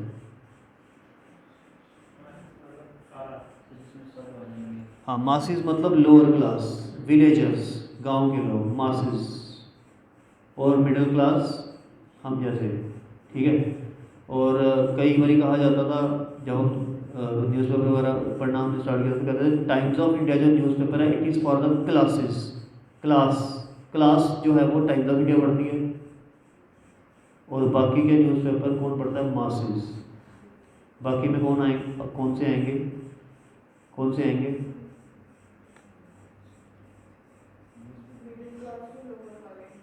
बाकी नहीं, न्यूज़पेपर कौन से आएंगे? न्यूज़पेपर आ जाएंगे ना हिंदी वाले सारे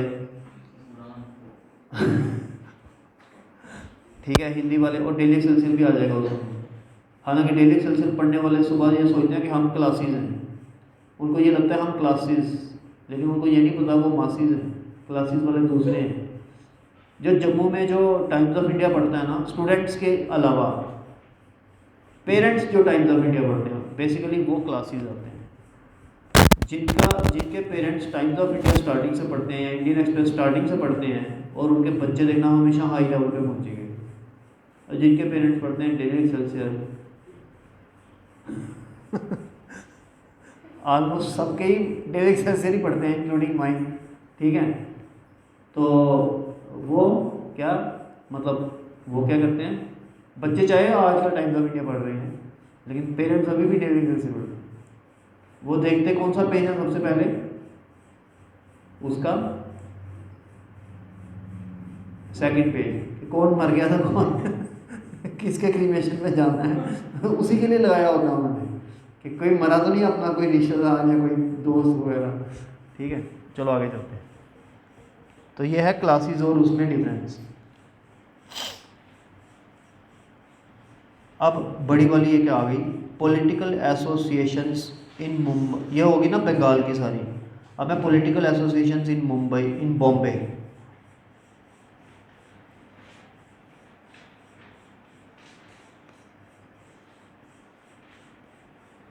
अब ये बॉम्बे वाली तो लिखिए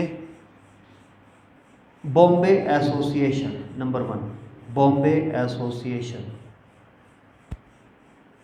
founded on the lines of British India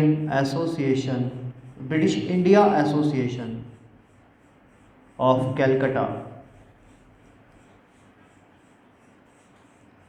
in 1852 with the objective of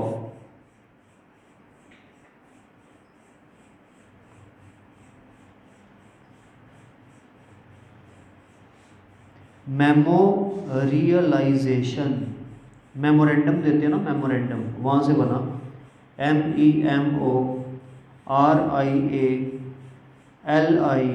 MEMORIALIZING, दोबारा बोल रहा हूँ, MEMORIALIZING।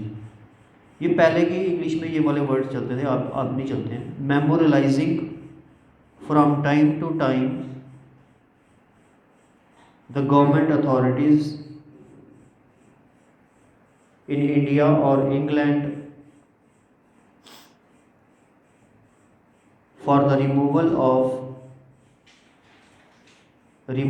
of existing evils। ठीक है, ये जो मेमोरलाइजिंग वाला वर्ड है ये आपको लिखना पड़ेगा क्योंकि ये उसका ऑब्जेक्टिव था बॉम्बे एसोसिएशन का, उसी के वर्ड्स में। इसको आप इन्वर्टेड कॉमर्स में कर दो, मेमोरलाइजिंग वाले को, मेमोरलाइजिंग से स्टार्ट करके इविल्स तक कर दो। ऑब्जेक्टिव तो बहुत बड़ा है, 3 लाइनों का, लेकिन मैंने इतना ही लिखाया आपको। इतना भी लिख दोगे तो नंबर मिल जाएंगे।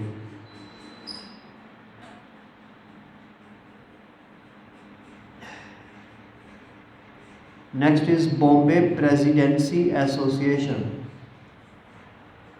Bombay presidency association founded in 1885। याद रखो इस साल कांग्रेस भी बनी थी, तो अगर कांग्रेस जिस साल बनी थी, अगर क्वेश्चन आ जाए कि इस साल और कौन सी एसोसिएशन बनी थी, तो बॉम्बे प्रेसिडेंसी एसोसिएशन। और कांग्रेस का पहला सेशन भी बॉम्बे में ही हुआ था, ये भी आपको पता होगा, है ना। हालांकि ज़्यादातर पॉलिटिकल एक्टिविटीज़ जो होती थी वो बंगाल में होती थी, बट कांग्रेस का फर्स्ट सेशन बॉम्बे में हुआ था। उसका रीज़न एक ये भी था कि WC बनर्जी ज़्यादातर बंगाली ही होते हैं, तो जहाँ का प्रेसिडेंट होता था उस स्टेट में सेशन नहीं हो सकता था, तो प्रेसिडेंट था फर्स्ट WC बनर्जी। तो अब सवाल ये था कि बंगाल में तो सेशन हो नहीं सकता क्योंकि प्रेसिडेंट बनर्जी है, इसलिए कहीं और करना पड़ेगा। अब और कहाँ करते, जम्मू में थोड़ी ना करना था, इसलिए बॉम्बे में किया। हाँ, कहाँ?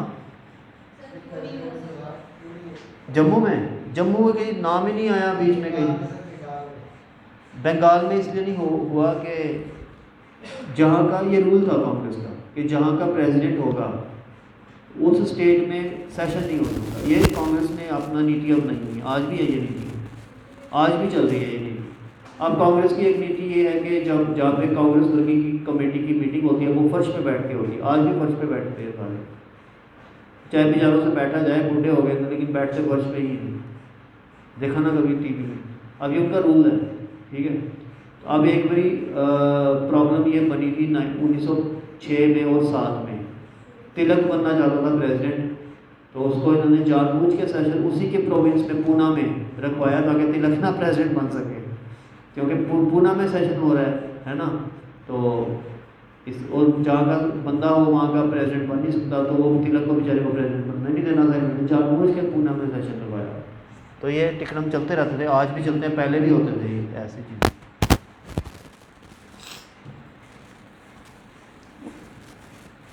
तो बॉम्बे प्रेसिडेंसी एसोसिएशन में लिखो, this was founded in 1885 by popular brothers in law, जीजा साला हो गया ना ये। तो हेड डैश करके लिखो, Mehta Telang, Mehta comma Telang TELANG and Tyabji. इसका पूरा नाम है बदरुद्दीन तयबजी, TAYABJI। तो एक है मेहता तेलांग एंड तयबजी, 3 बंदे हैं ये, representing the 3 chief communities of Bombay, representing the 3 chief communities of Bombay। Point number 3, third association है पूना, POONA, पूना सार्वजनिक सभा। आपको पता पूना उस टाइम बॉम्बे में ही था, है ना। बॉम्बे उस टाइम का मीन्स महाराष्ट्र पूरा एंड गुजरात। तो पूना सवर क्या नाम है ये, सवर, अब हिंदी पढ़ी नहीं ना बड़ी देर से, सार्वजनिक सभा। established at Pune in 1867. 1867, with the objective of serving as a bridge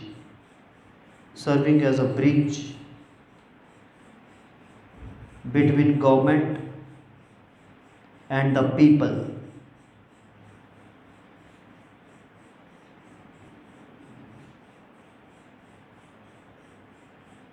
अब एक पॉइंट और लिख लो इसी के अंदर, द बॉम्बे प्रेसिडेंसी एसोसिएशन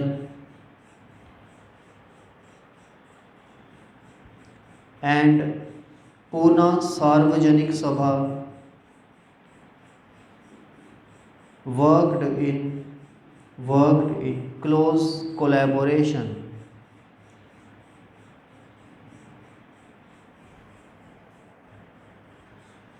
अब हम लिखेंगे political associations in Madras.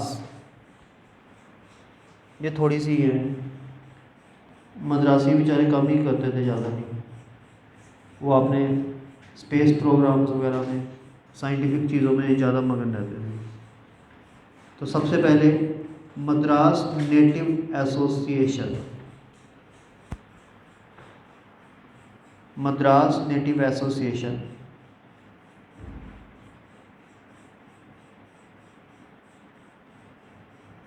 this was the name of a branch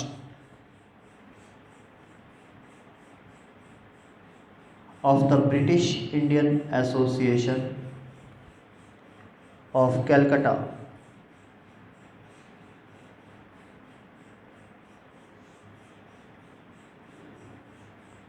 ये ब्रिटिश इंडियन एसोसिएशन जो कलकत्ता वाली कर ली हमने, उसी की एक ब्रांच थी मद्रास में। Madras association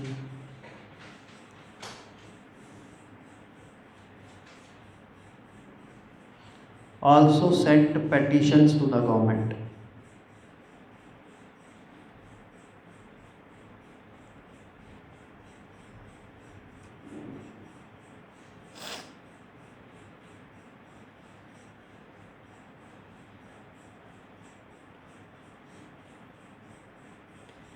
This association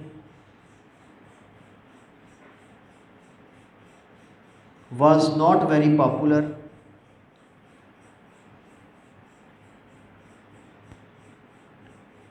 and it went into obscurity, OBSCURITY,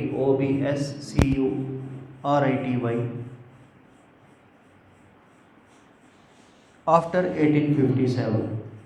मतलब ये ज़्यादा चली नहीं। मैंने कहा ना, मद्रासी लोग ज़्यादा साइंस वगैरह में, ज़्यादा पॉलिटिक्स में कम होते हैं, तो ये 1857 के बाद बंद हो गई। एक और है मद्रास महाजन सभा,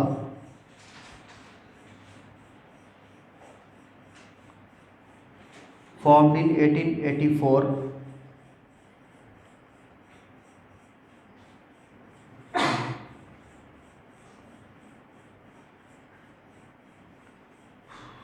बस इसका इतना ही लिखो, कुछ ज़्यादा इम्पोर्टेंट नहीं है ये हो गया ख़त्म।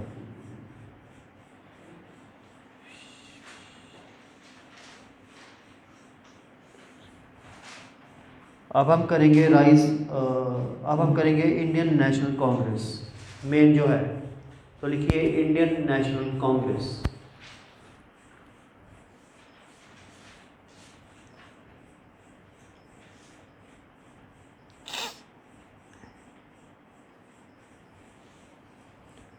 अब इंडियन नेशनल कांग्रेस बेसिकली इसकी एक स्टोरी है, बैकग्राउंड है, वो ये है, इसकी ज़रूरत क्या पड़ी बनाने की, इंडियंस को क्या ज़रूरत पड़ी। बेसिकली आप देखो 1857 में फॉर्म हुआ और 1885 में कांग्रेस बनी है। ये पहली ऐसी एक बॉडी थी जो नेशनल लेवल के ऊपर बनी थी।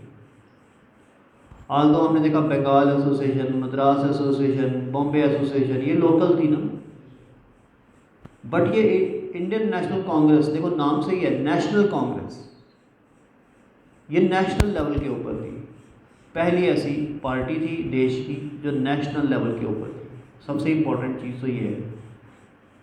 दूसरा, इसके अंदर बंगाली भी थे, मद्रासी भी थे, बॉम्बे वाले भी थे, गुजराती भी थे, सारे लोग इंडिया से इन्वॉल्व थे, पंजाबी भी थे, कश्मीरी भी थे। कश्मीरी ने तो हाईजैक ही कर लिया, बाकी बंगाली भी रह गए, पंजाबी भी रह गए, वो बेचारे लड़ते ही रह गए और कश्मीरी बन गया 75 साल का क्या, ठीक है ना। तो इससे पता चलता है कश्मीरी का कितना दिमाग होता है। और बाकी बेचारे ऐसे ही रह गए, वो लगते मरते ही रह गए, फांसी लगाते रह गए। कश्मीरी को फांसी भी किसी को नहीं हुई किसी कश्मीरी को फांसी अब तक देश में नहीं हुई ना, क्रांतिकारी को नहीं हुई। देखो ये दिमाग का खेल होता है। तो आगे चलते हैं। तो इंडियन नेशनल कांग्रेस की मैं एक बैकग्राउंड ये बता रहा था कि जब इसकी ज़रूरत क्या पड़ी, ज़रूरत ये पड़ी कि देखो 1857 का रिवॉल्ट हुआ। वो क्यों हुआ? क्योंकि कम्युनिकेशन गैप था, simple. There was a communication gap between the people of India and the government. Government ने खुद भी माना कि कम्युनिकेशन गैप था, और उस वजह से हम लोगों के माइंड को, लोगों की साइकी को समझ ही नहीं पाए। उनको ये नहीं पता चला कि ये ग्रीस्ड कार्टेजेस अफेयर कितना ज़्यादा इफ़ेक्ट करेगा इंडियंस को। अगर उनको पता होता तो ये शायद वो ग्रीस्ड कार्टेजेस इंट्रोड्यूस ही ना करते। अब वो फ्यूचर में अपनी कॉलोनी को प्रोटेक्ट करने के लिए इंडिया वाली, क्योंकि इंडिया वाली उनके लिए बहुत इंपॉर्टेंट कॉलोनी थी। इंडिया से उनको स्पाइसेस मिलते थे, चाय मिलती थी, टी, जो कि वहाँ पे एक्सपोर्ट करते थे। आज भी एक्सपोर्ट होती है यूके में। आपको पता है आज भी इंडिया की जो टी है वो यूनाइटेड किंगडम में एक्सपोर्ट होती है, क्योंकि अमेरिका वाले तो इतनी चाय नहीं पीते, ब्रिटेन वाले बहुत चाय पीते हैं, क्योंकि उनको इंडिया में रहने की आदत थी और इंडिया में वो बहुत चाय पीते थे। स्टार्ट भी उन्होंने किया था चाय का यहाँ पर, और हमें भी उनसे हैबिट पड़ी। अब इंडिया वाले आज भी वहाँ पे चाय एक्सपोर्ट करते हैं। और देखो एक बात यह है, हम लोग पीते हैं हल्की चाय और वहाँ पे टॉप क्वालिटी की एक्सपोर्ट करते हैं। पता है ये चीज़ आपको? वहाँ पे टॉप क्वालिटी की एक्सपोर्ट होती है। चाय में बहुत सारी क्वालिटीज होती है, असम की, दार्जिलिंग की टी, ये सारी टॉप की वहाँ पे जाती है, और थोड़े नीचे वाले लेवल की इंडिया में बिकती है। तो बड़ी सारी चीज़ें हैं जो आपको IAS बन के ठीक करनी है, ठीक है, या पॉलिटिशियन बन के ठीक कर लो, ठीक है, तो यहाँ IAS बन के ठीक कर लो। आगे चलते हैं। तो अब ये बनाने के लिए हमें अंग्रेज़ों की मदद चाहिए थी, क्योंकि उनका फ्रेंडशिप तो जरूर चाहिए थी। अगर उनसे दुश्मनी लेके तो हम कांग्रेस बना नहीं सकते थे, है ना, क्योंकि पार्टी को रिकॉग्नाइज भी कराना होता है। आपको पता है पॉलिटिकल पार्टी को रजिस्टर भी करना पड़ता है, विदाउट रजिस्ट्रेशन नहीं होता। रजिस्टर किसने करनी थी? अंग्रेज़ों ने। तो उनका साथ चाहिए था। तो साथ कैसे मिला? एक AOU में था, अंग्रेज़ था, रिटायर्ड ICS ऑफिसर था वो, और वो इंडिया के प्रति सहानुभूति रखता था, ठीक है। Indians were very dear to him, और ये सबको पता था। अब अंग्रेज़ कहते हैं कि उन्होंने जानबूझ के AOU में को इंडिया के AOU में को कांग्रेस बनवाने के लिए कहा, या ऐसा अंग्रेज़ कहते हैं। और इंडियंस ये कहते हैं कि हमने खुद बनाई है, AOU में की थोड़ी सी हेल्प ली है। अंग्रेज़ कहते हैं कि AOU में से हमने खुद बनवाई है, इंडियंस ने नहीं बनाई, हमने बनवाई कांग्रेस, ठीक है। अब इसके पीछे एक थ्योरी है, ये मैं बात इसलिए बता रहा हूँ क्योंकि इसके लिए एक थ्योरी है। क्या नाम है? कौन सी? Safety valve theory. तो सेफ्टी वाल्व थ्योरी में ये है कि कांग्रेस को अंग्रेज़ as a safety valve use करना चाहते थे। कांग्रेस को अंग्रेज़ as a safety valve use करना चाहते थे। अब सेफ्टी वाल्व क्या होता है? सेफ्टी वाल्व एक फ्यूज़ की तरह काम करता है। फ्यूज़ होता है, फ्यूज़ क्या, ये जो लाइट को हो रहा है ना, जो ये अगर पूरा दिन होता रहे तो अगर फ्यूज़ ना लगे हो तो सारा पता नहीं क्या क्या हो रहा है। अगर फ्यूज़ ना लगे हो, सारे सॉकेट्स में एक फ्यूज़ लगा होता है, पता ना आपको। वो फ्यूज़ का क्या काम होता है? फ्यूज़ का काम ये होता है उसमें एक लो मेल्टिंग पॉइंट की वायर लगी होती है। कौन सी? लो मेल्टिंग पॉइंट की। अगर हीट प्रोड्यूस होती है ज़्यादा, पीछे से लाइट ज़्यादा आ जाए तो वो वायर को है वो हीट लगेगी। अब मैंने पहले ही कह दिया लो मेल्टिंग पॉइंट, वो वायर जो है वो पिघल जाएगी। ठीक है, तो जब वो पिघल जाएगी तो फ्यूज़ उड़ जाएगा, वायर टूट जाएगी। लेकिन वो 2 रुपये का फ्यूज़ होता है, 5 रुपये का होगा, लेकिन वो फ्यूज़ तो जल जाएगा, वो स्विच बोर्ड पे लाइट नहीं आएगी। लेकिन उस फ्यूज़ के जलने से हमारा जो बड़े बड़े, अगर हमने उस सॉकेट में फ्रिज लगाया हुआ है, टीवी लगाया हुआ है, या कुछ और लगाया हुआ है, माइक्रोवेव लगाया हुआ है, वो बच जाएगा। सपोज करो हीट और ज़्यादा आती और फ्यूज़ ना होता, तो फिर वो मेल्टिंग पॉइंट, लो मेल्टिंग वाली पॉइंट वाली वायर होती ना, तो फिर और हीट आती पीछे से, और ज़्यादा तेज वोल्टेज आती, तो सीधा माइक्रोवेव जल जाता। तो अब माइक्रोवेव आता है 16-17 हज़ार का, वो मंजूर है, या 5 रुपये का फ्यूज़ जलना मंजूर है ना। इसलिए सिमिलरली अंग्रेज़ों ने भी यही किया। उन्होंने कहा 1857 के रिवॉल्ट से हमें कितना खर्चा पड़ा, सारी की सारी आर्मी के लिए लड़ाई लड़नी पड़ी, कितना खर्चा हुआ लड़ाई में? बहुत खर्चा हुआ ना, लड़ाई में बहुत खर्चा होता है। और दूसरा, वहाँ से डांट पिटी, अब लंदन से डांट पिटी कि क्या एडमिनिस्ट्रेशन कर रहे हो आप इंडिया में, आपसे ये सुअर समझते भी नहीं हैं इंडियंस, संभालो इनको, ध्यान से रखो इनको। वहाँ से प्राइम मिनिस्टर ने अलग डांटा, और वहाँ के लोगों ने अलग वोट दिए कि ये कैसी गवर्नमेंट है, वहाँ पे रिवॉल्ट हो रहे हैं इंडिया में, हम नहीं देंगे आपको वोट। मैंने जो कल स्टोरी सुनाई परसों कि ब्रिटेन के लोग वहाँ की गवर्नमेंट के खिलाफ हो गए कि आप लोग क्या कर रहे हो इंडिया में, गलत कर रहे हो आप इंडिया में, वहाँ तक बात पहुँची। इसलिए इन्होंने कहा यार एक एसोसिएशन बना दो। वो एसोसिएशन का काम सिर्फ इतना होगा कि अगर इंडियंस में कोई शिकायत होगी और वो उनको वो पता होगा तो वो आप तक वो बात पहुंचाएंगे। जब आपको वो बात पहुंचाएंगे तो आप उसका हल कर देना, बस इतनी सी बात करनी है। अब आप ये भी तो मेरे को बोल सकते हो कि सर ये बात उनको खुद समझ नहीं आती थी अंग्रेज़ों को। वो समझ इसलिए नहीं आती थी, वो तो बोलते थे इंग्लिश, हम बोलते थे हिंदी। सबसे पहले तो लैंग्वेज बार था, ठीक है।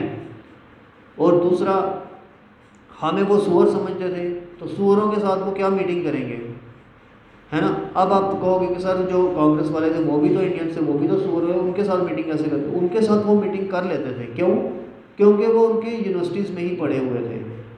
WC बनर्जी, SN बनर्जी, मोतीलाल नेहरू, ये सारे जितने भी आएंगे ना आगे कांग्रेस के मॉडरेट्स, ये सारे ऑक्सफोर्ड वगैरह में, हार्वर्ड वगैरह वहाँ बाहर ही पढ़े थे। अब जब कोई साथ में पढ़ता हो क्लास में तो फिर वो ना रिलीजन वगैरह थोड़ी देखता है, ना उसका कंट्री देखता है, फिर वो फ्रेंड बन जाता है। इसलिए उनके साथ मीटिंग करना उनको मंजूर था, लेकिन हमारे साथ उनको मीटिंग करना मंजूर नहीं था। इसलिए उन्होंने, ये कहा जाता है सेफ्टी वॉल्व थ्योरी में, ये कहा जाता है कि क्या है safety valve theory? Safety valve theory ये है that British government itself created Indian National Congress by using AOU में so as to serve as a safety valve for the Britishers. So the Congress will now on serve as a safety valve for the British government, because when a problem will arise, they will redress it, they will nip the bud at that time only। यानी कि problem को उसी time, जब problem छोटी होगी तभी उसका हल कर देंगे। अगर उसका हल, छोटी प्रॉब्लम जब होगी तब उसका हल नहीं होगा तो वो प्रॉब्लम बड़ी होती जाएगी, तो वही होगा जो 1857 में हो। इसलिए बेसिकली इनको डर था कि 1857 जैसा रिवॉल्ट दोबारा ना हो जाए, तो कॉलोनी हाथ से जाए। इसलिए इन्होंने कांग्रेस फ्रेम बनाई। ऐसा कौन कह रहा है? मैं नहीं कह रहा हूँ, ऐसा कह रहे हैं अंग्रेज़ खुद। लेकिन हम क्या कहते हैं? हम कहते हैं हमने तो खुद बनाई, नेशनलिज्म था हमारे में, हमने खुद बनाई। हम नहीं ये मानते कि उन्होंने बनवाई, लेकिन अगर हम इसको मानते ही नहीं हैं तो हम पढ़ क्यों नहीं हैं? हम पढ़ इसलिए रहे हैं क्योंकि हमने as a student, as a scholar दोनों व्यूज़ पढ़ने हैं, ठीक है ना। हमने उनका व्यू भी पढ़ना है अंग्रेज़ों का, हमने हमारा व्यू भी पढ़ना है। अब अगर आप विकीपीडिया खोलोगे, इंडियन नेशनल कांग्रेस में देखोगे तो उसमें उसका भी व्यू आएगा, हमारा भी व्यू आएगा, दोनों हिस्टोरियंस का व्यू आएगा। यही तो काम होता है स्कॉलर का और स्टूडेंट का, कि दोनों व्यूज़ पता हो, तभी तो वो स्टूडेंट, तभी तो उसको बोलते हैं कि पंडित सियाना होता है ना। जब एक ही व्यू पता हो, दूसरा पता ही ना हो, तो वो पंडित थोड़ी हुआ, वो क्या हुआ, फिर उसका कोई पढ़ा लिखा नहीं कहता उसको, ठीक है ना। तो ये थी कांग्रेस की सेफ्टी वॉल्व थ्योरी। अभी टाइम हो गया, 5 मिनट रह गए, इसको कल हम कैरी ऑन करेंगे, और कल इंडियन नेशनल कांग्रेस की फॉर्मेशन वगैरह सारा कुछ कल के लेक्चर में होगा, ठीक है। Okay, thank you.